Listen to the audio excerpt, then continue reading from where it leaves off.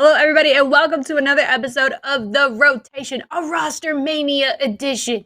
And it feels weird to be starting this episode up without Kingdom Soldier. He's having some technical issues tonight, so if he can join, he will be in. If he can't, we will cry, but still talk ROSTERmania. So my name is Ashley, aka MiDNiTE, here with IKON, as always. Dude.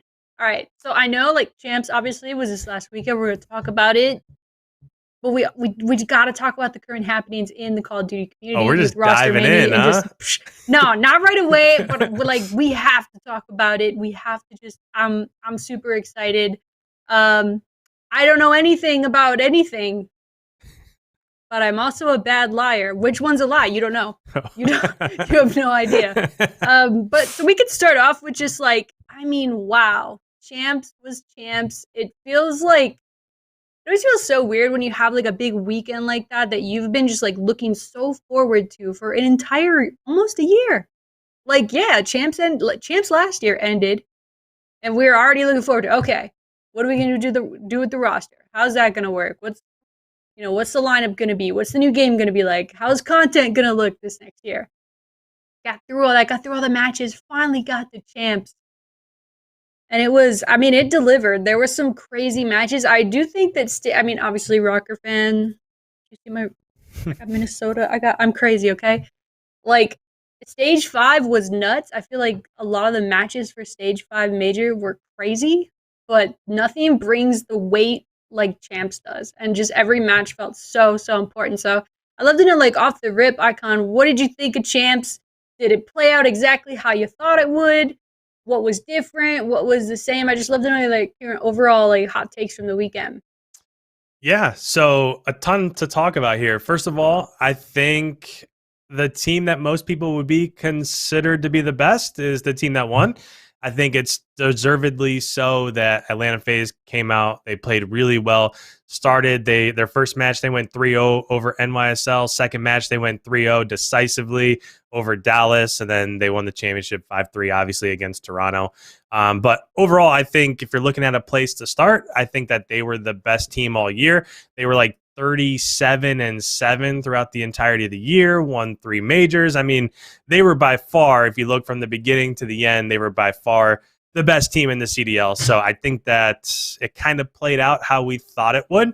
So that's kind of the first take. The second take is that, when it comes to RØKKR, I think we cemented ourselves as one of the top 4 squads.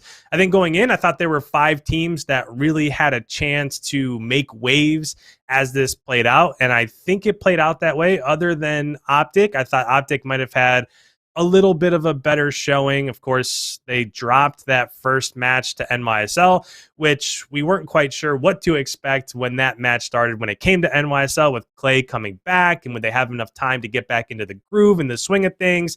So that was an upset for me for sure.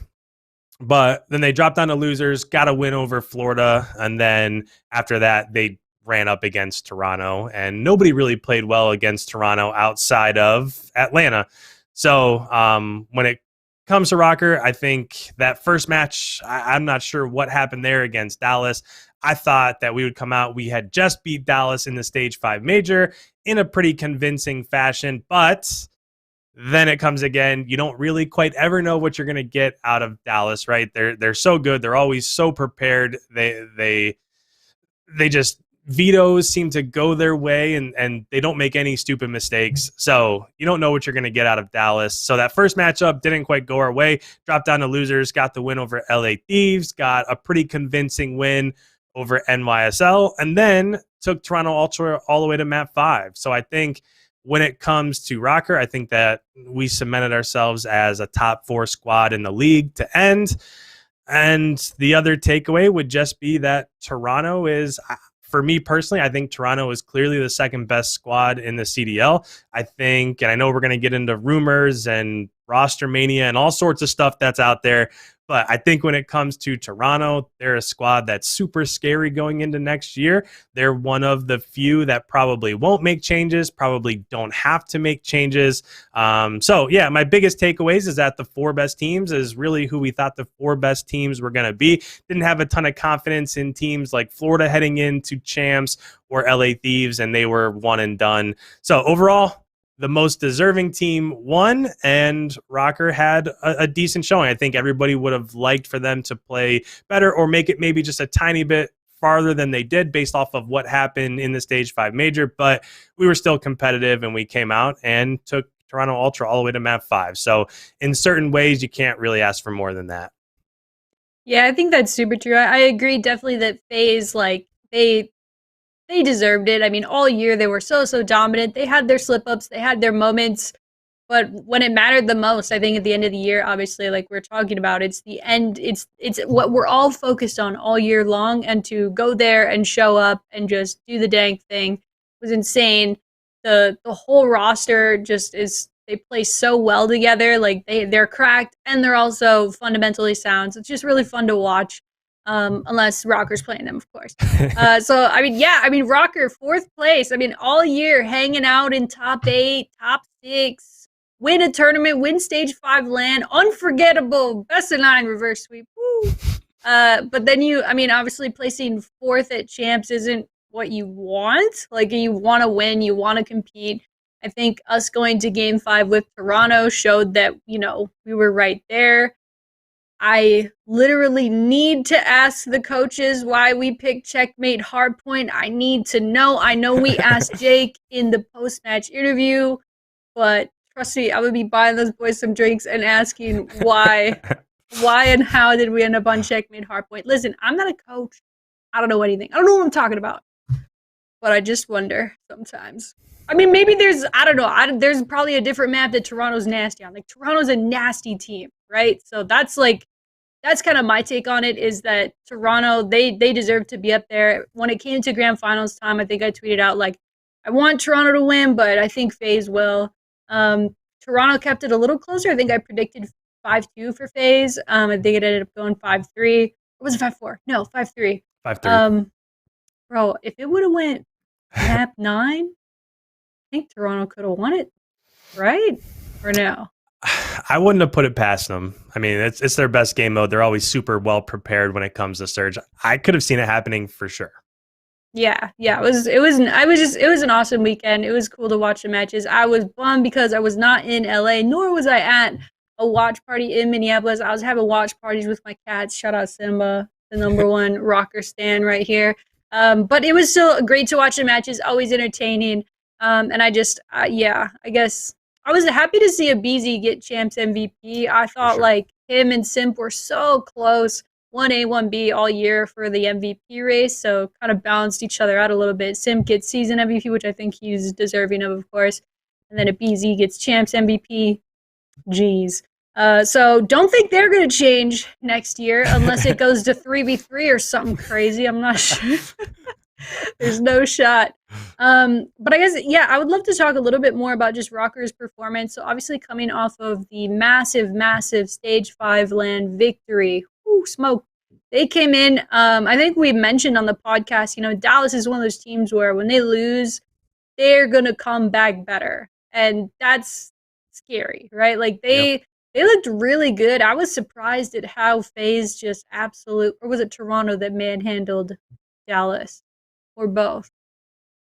Dallas was looking really good until they played FaZe? I mean, they played FaZe. They lost 3-0.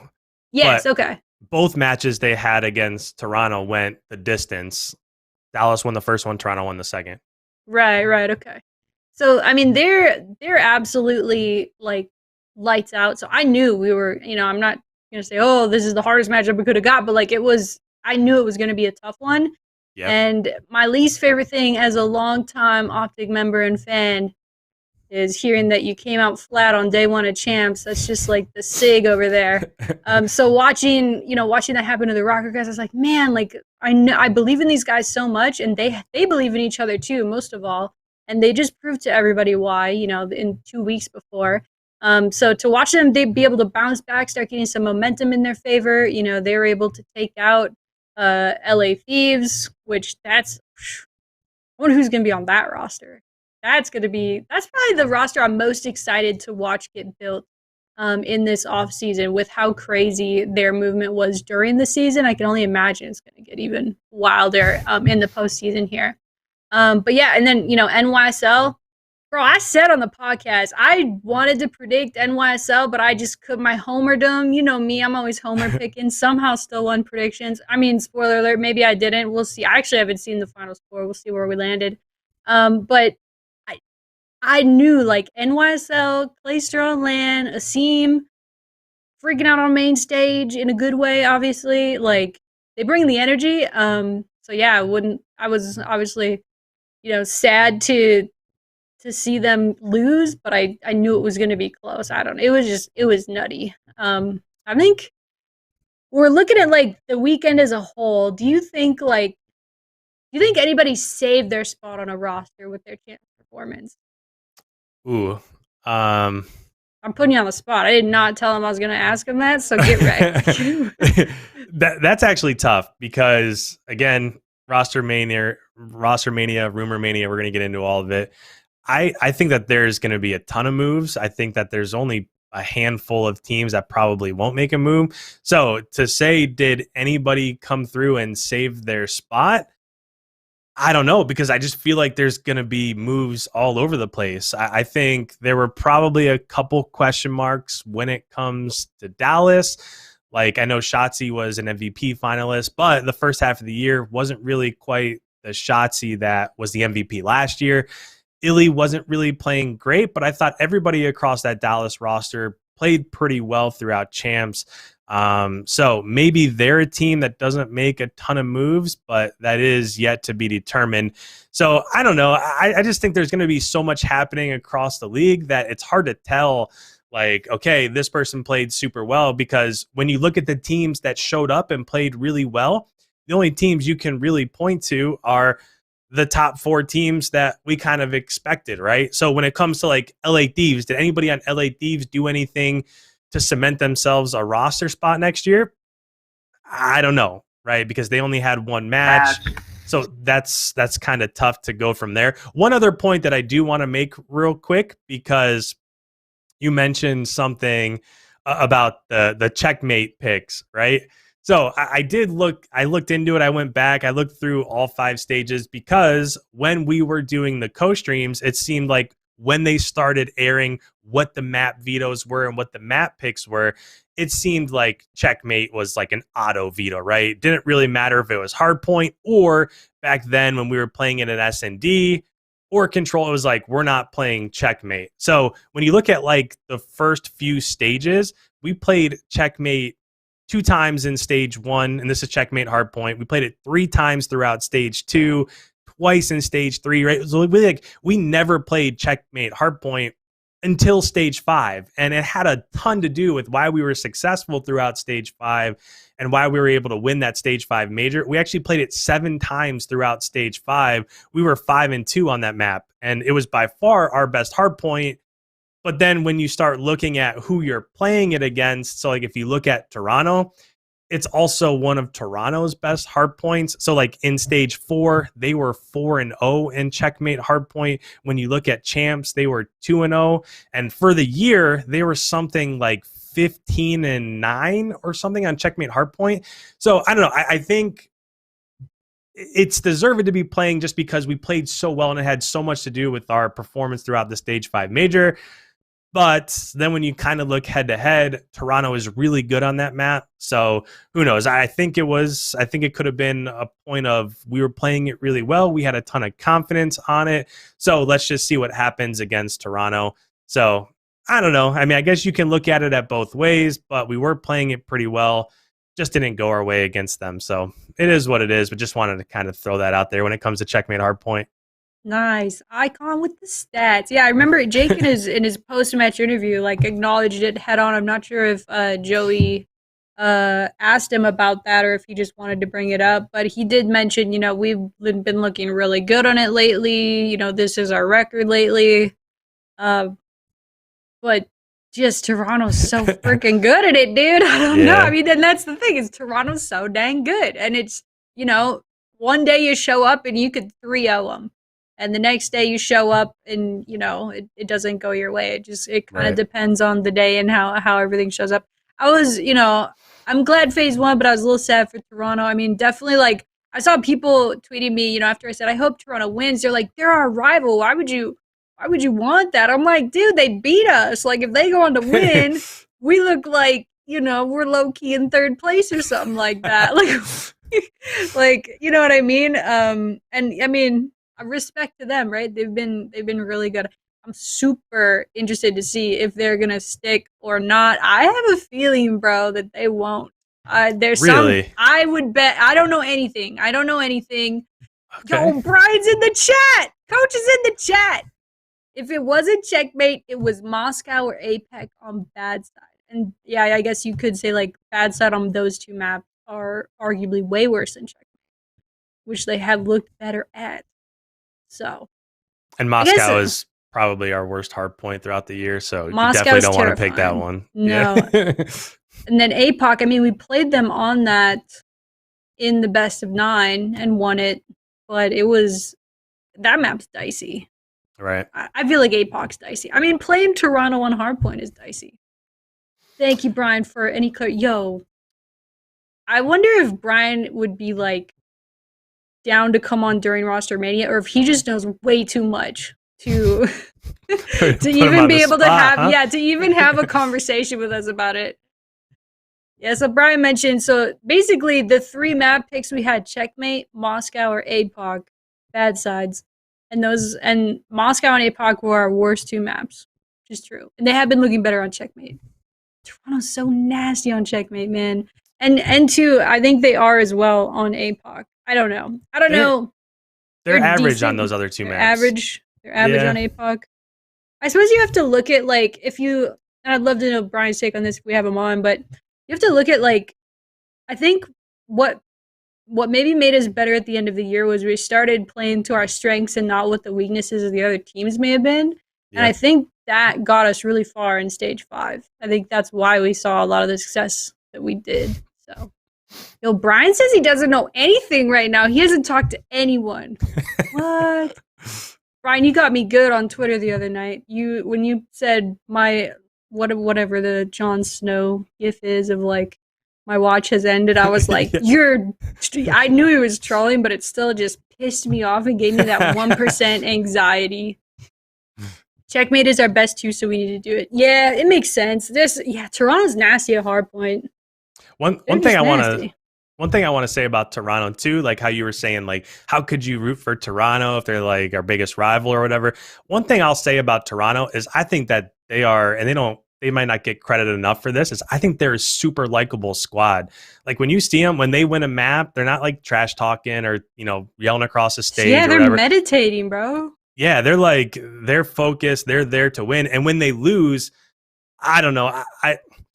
This is something that always sticks with me. Like, for example, if you watch like the NBA or the NFL or something and those guys lose a game, it's like, all right, I'm going to walk across. I'm going to chop it up with my friends on the other. You know what I mean? It's like, when it comes to Toronto, when they lost that grand finals, they were in tears. You could tell how much they cared and how hard it hit them. So for me, I don't know, that just makes me like a squad more because it just shows like how much they put into it and how much it meant to them. So I get it. It's our biggest rival, but I also like the way that they carry themselves and the way that they go about the game. Same as we do, right? Same as like after we won stage 5 major, there was a ton made about how Attach calmed everybody down before we went over and said, you know, good games and stuff like that. So I don't know. There's a lot that goes into that. I look into that stuff, and I just think that they're a likable squad.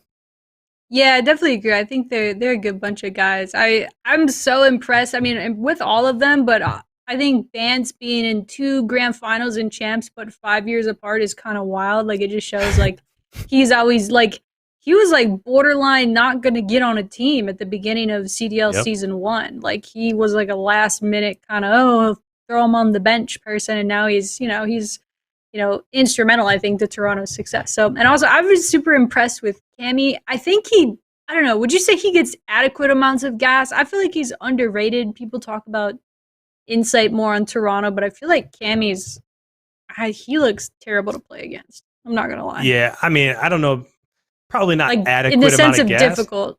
Because to me, I think he's like, I don't know, a top 3 player in the league. I don't think it gets much better. At least in this game, you can look back at other games, whatever. But in this title, if Cammy would have been named MVP, which he couldn't, right? They didn't have as many championship wins and major wins as Atlanta did. So, I mean, that only makes sense. But if he would have been named MVP, I would have been, I think it's deservedly so. So yeah, maybe he doesn't get as much as he deserves because he's not the Abizis, the Sims, the Celiums of the world, right? But I think he's top 3, no doubt. Yeah, he's nasty. I just don't know if I don't feel like I don't see enough people other than like coaches and pros talking about Cammy on Twitter. Yo, Kingdom Soldier in the chat. He couldn't jump on the show tonight. He's traveling right now. Technical issues. It's pretty hard to get him the way we have the podcast set up. It's definitely difficult to do from a phone. But Kingdom mentioned Toronto lost 2 grand finals back to back. One was an 0-4 reverse sweep, and the other was champs. That's gotta hurt. Yeah, that's what I'm saying. I think they could make a change, bro. I think they could. I think any team in the CDL can make a change, with the exception of FaZe Clan, in the words of the great Zach Halverson, FaZe Clan, or Atlanta FaZe. And yeah, I think even OpTic's up for debate. It's one that you never really think about. Before we started the stream here, Seth tweeted, let me go look it up. Guys, it's kind of ridiculous. For this episode, I've just got CDL Intel's Twitter up and then a different feed with other pro. Like, I'm getting just baited all day. Everyone's casting their lines, fishing for attention and impressions. Hey, man, I get it. My guess would be the scum tweet is the one where you said he's coming back, right? Yeah, so Seth tweeted an hour ago, officially done thinking about Cold War. Dun, dun. When I read that, I was like, he said, I love the game competitively, honestly, which I agree. This is the best competitive Call of Duty that we have had since Black Ops 3. Stamp it. MiDNiTE stamp of approval. Seth goes on to say, didn't have the year we wanted, but I had a lot of fun during it. Here are some memories from my personal plays, and then there's a video attached. At the end of the tweet, he says, hope to have many great memories next season. # brick by brick. So, like, he's been quoted saying previously, like, I'm not going to sign my contract till I play the next Call of Duty. And the alpha's coming up this weekend. The alpha, I think it's going to be like 2v2. What's it called? King of the Hill, Hill King, Hill. Yeah, something like that. Yeah. Hold on, let me look it up, bro. Why do they change the name? It's freaking Gunfight. Why do they change the name of it? I wonder if they can't call it what the other studios call it because of like IP or whatever. I'm not sure. Honestly, what's it called? Oh, it's called Champion Hill. Okay. Yeah. Well, at least it's not called King of the Hill because there can be many queens of the hill as well. Hey, let's go. Let's go, man. Yo, we should play this weekend, bro. On the alpha, you got PlayStation or no? Yeah, you have PlayStation. Yeah, I have a PlayStation. It's in a drawer over there because I normally play on PC, but I'll hook it up. Bro, everyone on PlayStation gets it free. This isn't even an ad. I'm just excited to play the new Call of Duty this weekend. But I am getting out of my quarantine this weekend, so I don't know how much I'll play. Why did this come out this last weekend, man, when I was stuck at home? Anyway, I'm going off on a tangent here. So Seth's, I mean, it's not confirmed. He hasn't said, I'm coming back next year. And there's still some off-season to go here. But it appears as though Seth will be back. Do you think that's... I mean, I think it's the right move. I think he played so well this year. He played ridiculous at Champs. I feel like he always turns up at Champs. It's got to, like, hurt to repeatedly not get where you want. But yeah, I'd love to know, like, your thoughts there on him allegedly staying. Yeah, it's great. I think both... Well, I think that there's a few ways to approach this. I think it's great for him. This is one of the most solid years that we've seen from Scump. I mean, he was super consistent when it comes to S&D. He might have been OpTic's best player in S&D, which is something that he really hasn't been known for over the last 10 years, right? It's all what he does in respawns. But this year you could kind of tell the attention to detail and how much time he put into S&D and the strats and just working with his team. So I think it's great for him. I also think it's great for the community as a whole, just because he's such a big presence. I mean, right now, you could very easily say that he he kind of is competitive Call of Duty in a way, right? Just because. Yeah, for sure. So yeah, I mean, it's great for him. I think it's great for the league. I think when it comes to OpTic, and again, we're gonna talk about all the roster stuff, but when it comes to OpTic, I know there's a ton of people saying that sure they could make a move, but then when you start to talk about who's gonna make a move, like who could they really replace? I think Scump is one that, based off what he did this year, is definitely just set. When it comes to Envoy and Dashy, the question becomes, who are you going to start to upgrade those players with, right? So Formal's the one where everybody's saying, well, yeah, Formal didn't have his best year. He didn't have a terrible year. It's not like he came out and dropped the season-long 0.8 or whatever. I think that we're so used to seeing Formal as one of the top 2 or 3 ARs in the league that this year, since he wasn't one of those top 2 or 3, everybody thinks, okay, they need to make a change. I don't know. I look at that roster from top to bottom, and are you going to replace Dashy with Celium? Not going to happen, right? Are you going to replace him with Cammy or Insight? Like, that's not going to happen. So, like, who are you? Are you sure? You sure? I mean, I don't. Because I mean, listen, this is guys. I literally don't know anything about anything. I'm a bad liar, but I also don't know anything. I don't know anything about many of the teams, a wide majority of the teams. If I'm just doing math and following the league's contracts, Toronto signed like 80 people season 1. They had a 10-man roster. Remember, we were clowning them. Look at us now, getting beat by them at Champs. God dang it. No, shout out to Toronto. But so they had a wide roster though. And Cammy was one of those people, right? He didn't get signed. He got signed year 1. He was like a bench player. Same with Bance. That means, allegedly, not confirmed, totally midnight fact here, that their +1 just ended. So you have a year contract, and then you have a team option for the +1. The team doesn't have an option now. There's a little bit more control in the player's hands, and that's not for every player. It depends on when they were signed. But if they were signed 2 years ago, that means obviously their team +1 is concluded. So they could easily say, hey, yeah, Toronto, I'll be back. Let's re-sign. Let's do it. Or they could say, hey, I'm going to play the field. And what if Hector's out there with his checkbook on the field? Like, you know what I mean? Like, I'm literally just, that's a reality. It could happen. I don't think it will, but it could. And that's what rostermania is just so fascinating. That's why it's so fascinating to follow. I totally agree with this comment, by the way.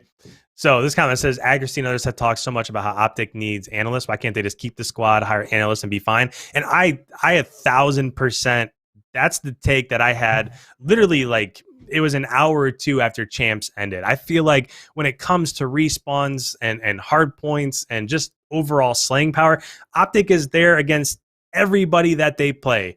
Right. I mean, sure, you could say they came out, lost to NYSL or whatever, but then decisively won against Florida, had some pretty competitive matches against Toronto. I feel like they're right there. The problem this weekend or last weekend at Champs with OpTic was that they're just not competitive in S&D. If you look across the board, they lost S&Ds to NYSL. They lost S&D to Toronto. Like you can't, the one of the most popular sayings is S&Ds win championships, and if you're losing every S&D that you play and you're not competitive in any of them, you're not going to end up performing well when it comes down to Champs. So I totally agree with that take. I just feel like when it comes to OpTic, they're so competitive. If they're just a bit more focused and the play calls that they're making and the situations that they're in and how they're playing those S&D rounds and how they're countering an S&D, if they do all of that correctly, I feel like that's what's holding them back. I just don't feel like, and I know I already touched on this, but if you're going to replace Formal, sure, go ahead.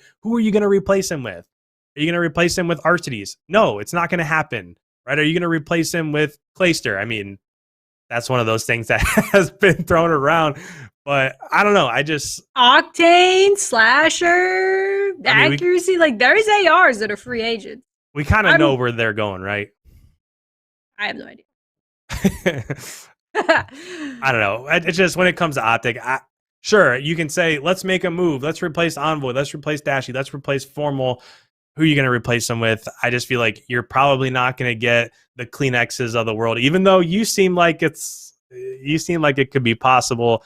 I don't Anything's know. possible, I just don't especially see if it. your +1 has concluded. Anything's possible. But I do agree. I don't think OpTic will make a change. I wouldn't be surprised if they did, but I wouldn't be surprised if they didn't. I feel like with the content grind that they've gone on this year, I do think that individually those 4 players are talented enough to play together and win championships together. They've proven it before. But I do think like it feels like with that team, they need to be wary of a couple things. They seem to, and I don't know, just throwing it out there once again, I don't know anything, all right, about how to coach a Call of Duty team, how to be a professional player. When I played a lot of Call of Duty, I just talked crap on my Twitch and was kind of good at public matches. Okay, that was me. I don't know, but it seems like OpTic was plagued with similar issues that they had when TP was coach as well. That they were just not super fundamentally sound. And obviously TP is one of the most intelligent players in Call of Duty history. No doubt came, into the coaching angle really well, was a great coach, but like something wasn't like transitioned or, translating from how he may have been coaching them to how the players would play on events. And I don't know if it's like they're just so confident that they believe in each other, they believe in themselves. But when you look at a team like Dallas who can get outslayed and still win, or Toronto or FaZe or RØKKR, sometimes like that fundamentally sound play style can win you matches. So if they like that roster is for sure good enough to stick and stay and win, but they need to be more fundamentally sound. I don't know how they do that though. Like I said, I'm not a coach, I'm not a player, I don't know how it works. But I would like to see them stick together because they make great content together. Like Formal's freaking ace on a podcast. Yeah. I hope they keep him. But I do wonder. I feel bad for Sender. I feel like a lot of the coach for OpTic. I feel like a lot of stuff gets thrown on him, where who knows how that's working? Who knows if what he's saying and what's actually happening in the match and how to control that? I'm not sure. I don't know. I would be interested to see them get an analyst. But I just, it kind of comes down to like, are they going to listen to that person? Yep. Type of thing. And I don't know. And I don't know if that's why, they had a hard time or not. IKON needs to coach FaZe. Yeah, you They could got be one enough of coaches. Yeah, you could be one of their 70 coaches. IKON, get in there, man. But they'll get you on payroll.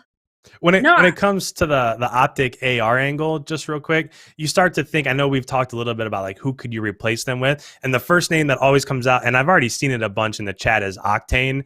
Yeah. It kind of seems like Octane's going to LA Thieves, right? I mean, even in his release video, like what really happened at Seattle, he was wearing an LA Thieves shirt. Like it just seems like that's the natural place for him. So if you look at who's out there, Slasher is a name that comes up a ton. And then there's Clayster.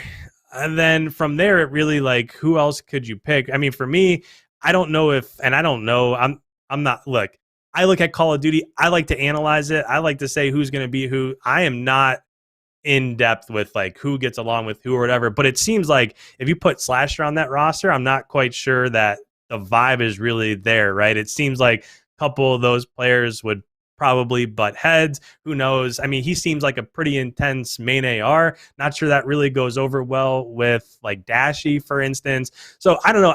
And the same thing with Clay. Right, you could say the same thing. I think that what OpTic is missing is what Slasher and Clay bring to the table. I'm just not quite sure what they bring to the table is worth what they might lose in terms of vibes and playing together and being determined to play and wanting to play and team chemistry and morale and all that other stuff, if that kind of makes sense.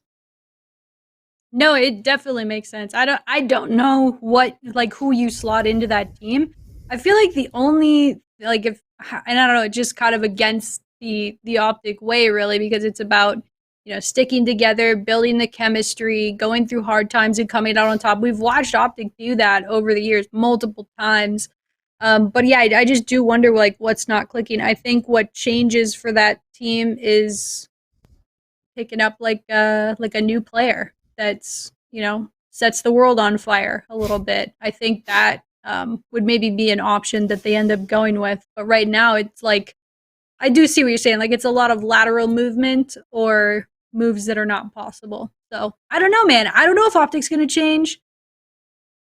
I don't know. I don't know if Toronto's going to change. FaZe won't change. Let me give you this, because this is kind of how I look at it. Would you take an over or under of 3.5 teams changing? So do you think? Oh, over for sure. I mean, the bottom 4. Or I meant that don't change. So sorry.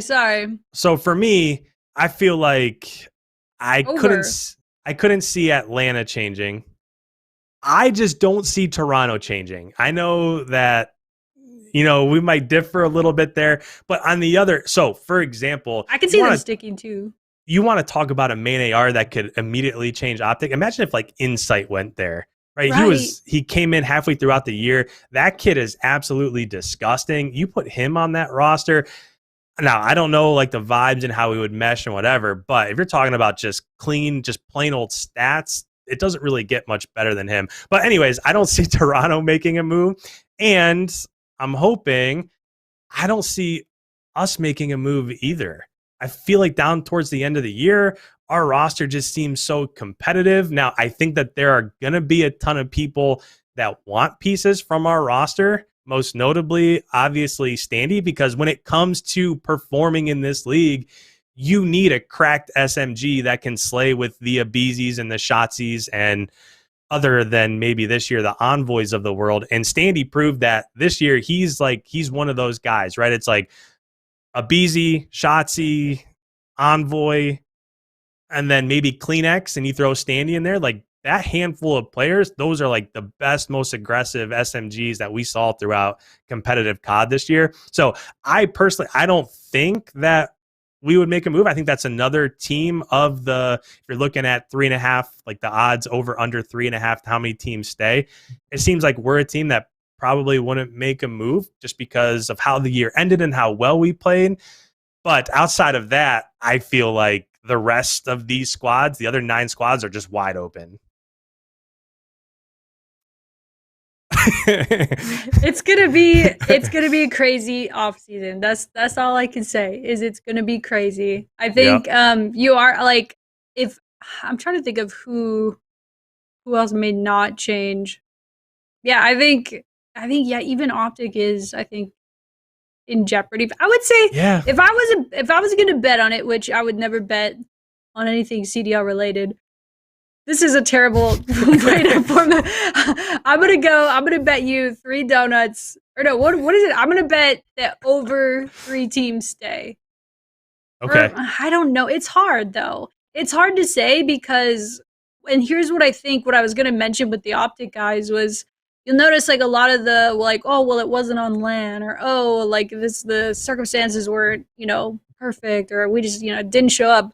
I think they might end up looking at this last year of like, oh, that wasn't our game. Like this next year, that's, hashtag it's my year on the timeline. Maybe they'll be looking at it like that and they'll stick. Or maybe they'll, look inward and say, yo, like, I don't know. If I was OpTic, I would look into coaching staff and just getting that, get an analyst, get a little bit more beef up there. I think I do think that Sender's a great coach, but he can't do it all himself. I think you do need 2 people working together there on that. So, what about Dallas?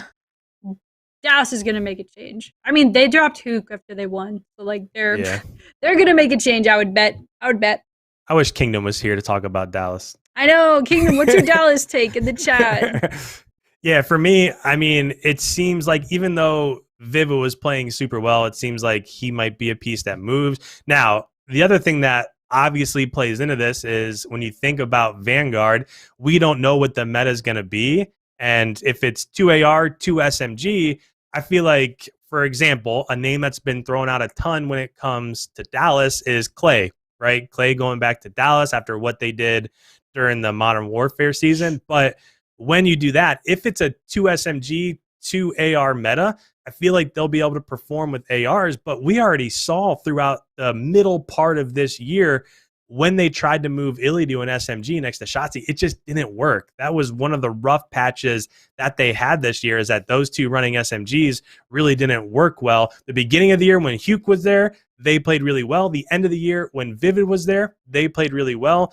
And a big part of that was that when they played well, Illy was back at flex running an AR. So I don't know. Again, I've seen that Clay going back. Obviously, it's a great story. He's back kind of where he feels comfortable. I just don't think when it comes to performance, I'm not sure it's going to work out the way that they wanted to. Yeah, I'm actually really interested to see what NYSL does. I mean, they made a coaching change. I guess some of the confirmed changes that we can look at here, are they confirmed? Yeah. So some of these were like announcements made by former coaches or soon-to-be coaches, I would imagine. Nubsy, done with Seattle Surge, which I think was kind of expected. He did mention that they asked him for coaching recommendations while they were firing him. Which I thought was unfortunate. Subliners coach Revin, I was actually pretty surprised about this. Same. I'd wonder if that was his decision or New York's decision, or maybe it was mutual. But Revin has parted ways with Subliners, which I don't know, actually. I probably should know this, and I've forgotten it. I'm not sure if the coaches are on similar contracts where there's a +1 team option or not. So maybe that his contract ran out and they just didn't renew it, or I'm not sure. I honestly don't know. Loony, dude, Loony's gonna be a nasty coach. Loony is agreed. One of the most, like, he was a player last year. Obviously, he was on Seattle. He, I think, is one of the more like long-term talented players that we've had in Call of Duty. He's been at the top his entire career. He's been playing for so long. But he mentioned on Twitter, he said, as my playing days come to an end, I'll be looking for a coaching opportunity with a franchise for the 21-22 season. If any franchise is interested, feel free to contact me, blah, blah, blah. He said, also players hit my DM if y'all are interested in me coaching. So he mentions coaching and, not really being an analyst. I mean, he doesn't say, I don't want to be an analyst, but he says he wants to coach. Right. Man. I think he would be a good coach, but also could be a really good analyst or like a search and destroy, or just like something more on the strategy side. Could be a fit for him too, but I could also see him being a killer head coach. Like, he would be pretty good. So yep, that's gonna be crazy. Yeah, I agree 1,000% on both of those names. One thing when it comes to Seattle, I feel like it's been rumored that Phoenix would be the coach there. Phoenix was a coach for RØKKR. So it seems as though if you're thinking about a squad for Seattle, that's probably a potential beginning of Black Ops Cold War RØKKR squad when it comes to Paul X. Doesn't seem like he's going to be back in London. And then Venom, and then Pred is also a name. So from the amateur scene that's linked there. So for Seattle, it seems like there might be a little bit of direction in terms of where they're going. I saw in the chats, and again, just kind of going through certain teams here, another team that's really interesting to me because they were so competitive this year is Florida. And when it comes to Florida, you look across the board, I've seen it in a couple places, people thinking that maybe Skies and Awakening don't stick together. Awakening is probably a pretty hot commodity because we've seen what he's been able to do the last couple of years. If I'm Florida, I don't get rid of those two. I definitely don't get rid of Neptune either. So the answer there, or the big question mark there, is who's your second SMG going to be? It seems like they need just a tad bit more production from the SMG position. So if I'm Florida, a big name that's flying around right now would be Hook. And if you get Hook there, that's also, playing and vibing the way he was at the start of Black Ops Cold War. It seems like to me, that's a pretty straight path for Florida to be a top 4 or 5 squad already heading into next year. There's also been people that say, well, what about Shotzi or some of these other guys? I think there's no way that Shotzi leaves Dallas, but crazier things have happened. But Florida's just, yeah, like, I remember when Hugh got dropped, we were like, there's no way to get rid of Hugh. And then it happened like 2 days later. Man. Yeah. Florida's an interesting one because it seems like they're one of those rosters that were super competitive all year. They're maybe one player away, and if they get a person like Hook or Shotzi, or they're able to get Hydra away from NYSL or something like that, they could easily be a competitor major in and major out. Yeah, I think the teams, I guess, what are your like top 3 teams you're most interested in seeing what they do? For me, it's NYSL, LA Thieves, and I guess, yeah, Florida, because those are like kind of those middle to top 4 pack, teams that they're kind of there. Like you can see like they've got it figured out a little bit, but if they just had any minor, I mean, it freaks me out when I think about that LA Thieves could have signed Standy and we got him a week later. Like, yeah, there's probably some other universe out there, this parallel where that did happen, and I don't want to know what that was like.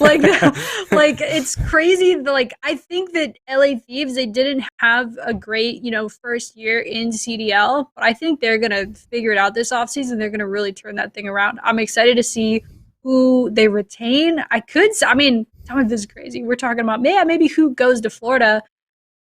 If I'm LA Thieves, we're having a long talk about being on time and being responsible and not missing any tests. And then we're talking about, all right, we want to build around you. Like, let's do this. Let's do this, let's give this a real shot.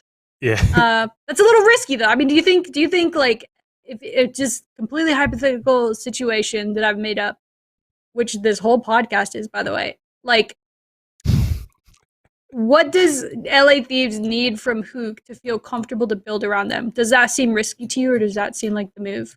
I don't know. To me, it seems like Hook being there is probably chalked. I don't foresee it. I feel like right now, and there's even been some question marks about Draza, which I think is crazy because he's shown he was nasty. He's so good. But for me, it seems like obviously you're hanging on to Kenny. Kenny is a top 5, 6, 7 player in the CDL. I mean, Kenny's disgusting. It seems like to me that's where Octane's going. So you have your flex and your main AR. There, I could not see them getting rid of Draza. If they do, then hopefully they get somebody that's super talented to replace him, because I think those 3, I feel like a lot of these squads, like we just talked about Florida, they have a main 3, and if they get a 4th, they could be top 3 or 4 in the CDL consistently, depending on which major you're in. I feel like that's the same way with LA Thieves. If you have Kenny, you have Octane, you have Draza, you just have to find that 4th piece. To me, it just doesn't seem like Hugh is going to be that person in LA Thieves. I think they went out, they made the move, they tried it. I just feel like Nate Shot called him a generational talent, and I'm afraid to know how much they paid for it. So I'm just saying, like, maybe they want to say, we'll give it a shot. Maybe they already gave it their shot. I don't know. I feel like you could say, let's give it a shot, and they did that like 15 times in Black Ops Cold War, and nothing ever worked. So they were giving it lots of shots. I feel like just stick with the 3 that you know and just try to find that other cracked SMG. Like that's the problem for basically all of these squads, right? You have a main AR, you have a flex, you have a decent just kind of aggro slayer SMG. You need that cracked Abizi, Shotzi of the world, and there's only a handful of them. It seems like that's the missing piece in a lot of these places. Is Draza a flex or an AR? I'm not remembering. Or a sub? I mean, he can do... I feel like he had to move around a lot. So he has moved around a bunch, but this year he mainly ran sub. Bro. Book. Kylo Ken. Awakening. What about Octane? Octane could be there too. What do you think? What's your percentage with Octane? Like, I feel like it's like 95% that Octane goes there. Oh, I think Octane's like 60% going LA Thieves and 40% going OpTic. That's bro. Okay. I mean, if I don't know. I don't know anything. Literally, I don't. But if like I'm looking at it from Octane's POV, it depends what he wants to do. You want to do some content? Want to have fun? You want to improve the team? Go to OpTic. Now he did in World War II. And, that was interesting. I think the comp of that team, the composition wasn't right for that game.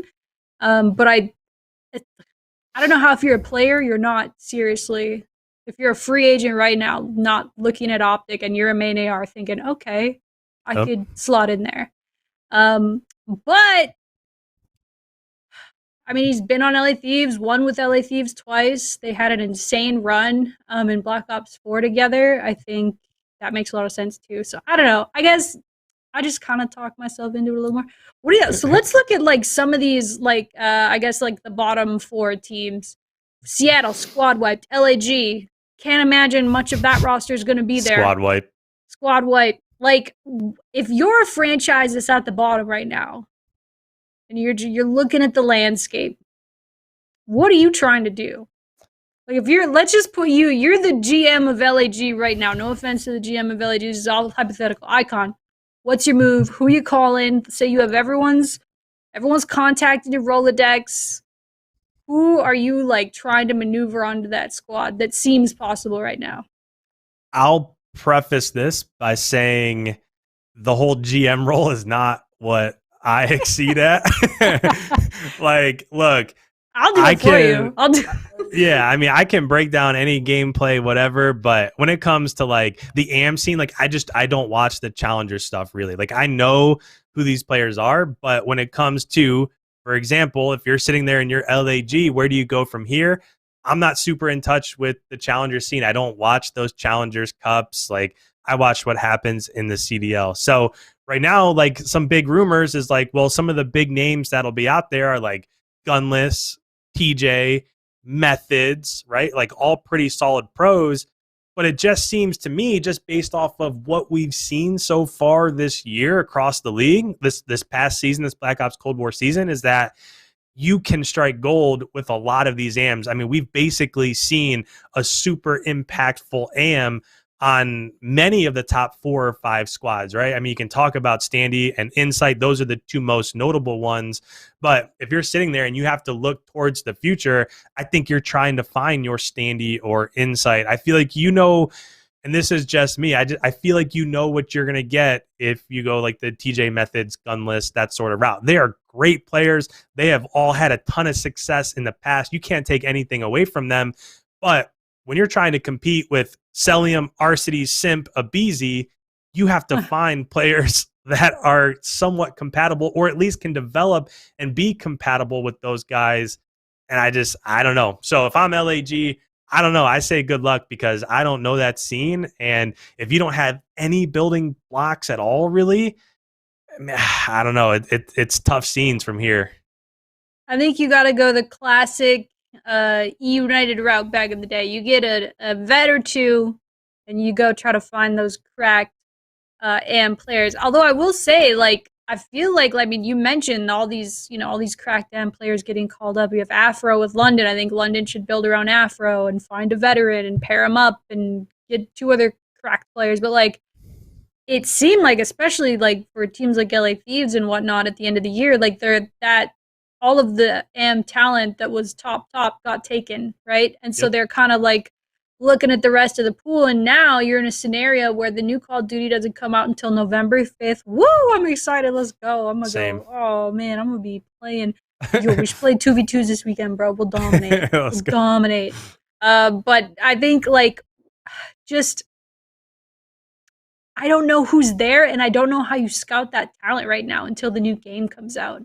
So it'll be really interesting to see like what some of these teams end up doing. I hope LAG doesn't do what they've already done. They get, you guys like Aches come in and they tell you a lot of great things, and you're just not able to like you.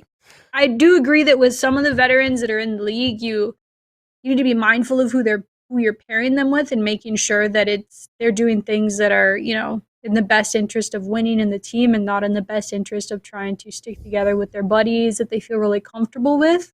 But we'll see, how it goes. I think, good question in the chat from Andrew. With how DiamondCon played for NYSL, do you think he gets a phone call? Yeah, I feel so bad for him. Like, was it DiamondCon 2 years in a row?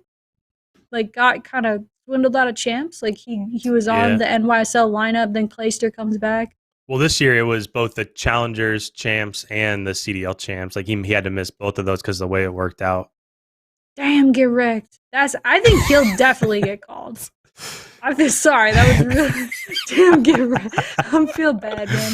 Hey, Yeah. I'm here to entertain. Okay, director of content. I'm trying to. No, I do think he'll like. That's who I'm calling if I'm LAG. If I'm LAG, I'm like, yo, Diamond, yo, vet, AR guy, methods, whoever. Like, come here. Let's figure this out. Let's tell me what you know. Especially if you look at methods, a person like that who actually had to go down into the trenches this year, he knows who's good and who's not already a Right. little bit from there. So that's, I mean, shoot. You heard it here first. If I was GM of LAG, I'm building around methods.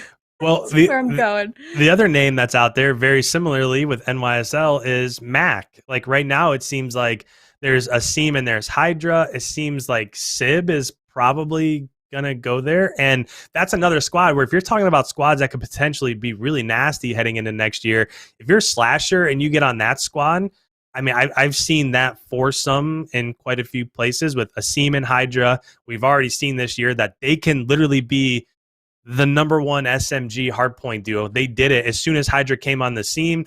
Those two were absolutely gross. So it's been rumored that Sib, and who knows where Slasher ends up. He's definitely going to get a spot, but that's right away. Those four immediately are, I mean, as long as they gel and yada yada, do all the intangible things, they're really good. But then, like we were just talking about, if you're an LAG or a Paris or a squad that doesn't really have any set roster pieces, I feel like Mac was super good throughout the last two titles. Like, sure, he didn't come out, he didn't play like Celium, he didn't have super impactful plays, but he is a super steady flex that can do anything you need him to do. So I mean, that's just another piece. He's a young kid, was basically a rookie last year. So if you're building a squad, you're LAG, are you taking a rookie that has a tiny bit of experience and has shown that he has promise like Mac? Or are you getting a 10-year vet? I mean, those are the questions that you have to ask yourselves, right? You got to go for both, man. You got to get that old head. I mean, especially, yeah, and you look at Slasher, I think he is a really strong in-game leader, very, you know, very opinionated, strong, like good head on his shoulders. I think he could come back on a team and be nasty this year. But I also did think that with, OGLA, whatever that was, 2 years ago, and also on LAT, and it didn't really work out. But I do still think he's got that in him as well. So shoot, I mean, I'm just gonna start making up teams. Slasher to Seattle. They're gonna pick up Diamond Con. They're gonna find some psychopath from AMS, and then they'll probably get man, who's like a good flex player? We're like the top flex free agents. A lot of them are secured, That's a right? great question. Yeah. Shoot, I'll put my name in the ring, or yeah, I'll put my name in the hat. Put me in. Yeah, I mean, there was one point, I don't know, 10 or 15 minutes ago, you said like, who are the teams that you're really watching out for? Like, who are the three teams that you're most interested in? For me, it's all kind of what happens in the middle of the pack, because those are the squads, like we've talked about a couple times, like the Floridas, the NYSLs, the LA Thieves, that are like one or two pieces away from really being contenders. So when it comes to like LAG and Paris and London and like the bottom four squads, sure, I'm really interested to see what happens there. What route do they end up taking? Who do they bring in? What do those squads look like? But I feel like the OpTic dominoes are going to fall and the OpTic 4 are going to be there. And as soon as that happens, kind of like what always happens, right? It's usually dictated by what happens with OpTic, who are the big names that go there. And then it's just a mad dash and a mad scramble to pick up those other top tier players and add them to your squad. Yeah, it's honestly, I mean, it's pretty crazy. I do wonder, like, what are those first dominoes that are falling? You probably have a lot of people talking, behind the scenes right now, just trying to kind of see where everybody's at, and then see, like, well, if this happens and this happens, and yeah, it's gonna be crazy to follow. And I look forward to covering it here on the podcast. I'm gonna answer one more question from the chat here, and then we are gonna go. Mesma, yeah, that's your name, JK Mesma. What do you think of vets possibly retiring? Your Claysters, Scums, Formal, Crim, Apathy, Slasher. Now that the 2-year contracts are up, do you think we'll lose some greats? There's nobody on that list other than maybe Apathy that I could see retiring. What do you think? And even then, Apathy, I think, showed some real flashes this year. He's still got it. So I don't know. What do you think for any of those players if they'll stick around? To me, it feels like it's only a matter of time in a way. Now, I feel like you get all these young players in, these young talents, the insights, the standees of the world. It's really tough to compete with them. They've already shown that they can come in and just absolutely dominate. So for me, it seems like the role right now that's out there is largely position based, kind of like what you were saying. If you're an LAG or one of those squads and you can get a Clay or you can get a Gunless or a Methods, like that's a good starting point to maybe come in, play consistently, and mentor some of these young squads or these young AM players that you might be bringing in. But to me, it just seems like, I mean, just look at this last year across the CDL. How many of those 6, 7, 8 year competitive COD vets really just they've just had their roster spots being replaced with these young guys that are super talented and super cracked. So for me, it seems like if you're a vet and you're an SMG, that's a really tough position spot to hold on to. You better move to flex real quick. Yeah, you better become a flex and enter rostermania. Yeah, you better show you can shoot a Krig or something. But if you're an AR, if you're a Clay, a Gunless, I feel like there's a spot for you because the game's not quite as fast at that position. You can still bring a ton of value with what you can do to mentor some of those younger players. But I just feel like it's a matter of time. What we saw in the Modern Warfare season is that a ton of squads really didn't feel comfortable making a move. It was just, okay, we're just a couple things. Let's go to the next major tournament. Okay, a couple things. We can still get there. And nobody ever really got there. And we saw the total opposite this year where, okay, we didn't really perform well in stage 1 or stage 2. We're making a move. And some teams like Minnesota found the right pieces, made the right moves, won the stage 5 major, showed by the end of the year that Minnesota was a top 4 squad without a doubt. So yeah, I don't know. To me, it just seems like it's a matter of time before a lot of these guys are being replaced. And that can be good for the league in terms of how competitive some of these other squads can be that finish in the bottom 4. Or it could also have a negative impact on the league because they're usually such big personalities that have been around for so long. So I don't know. There's definitely two sides to that coin, and those are all things that the GMs out there, the head coaches out there, good luck going into this summer because those are questions you got to answer.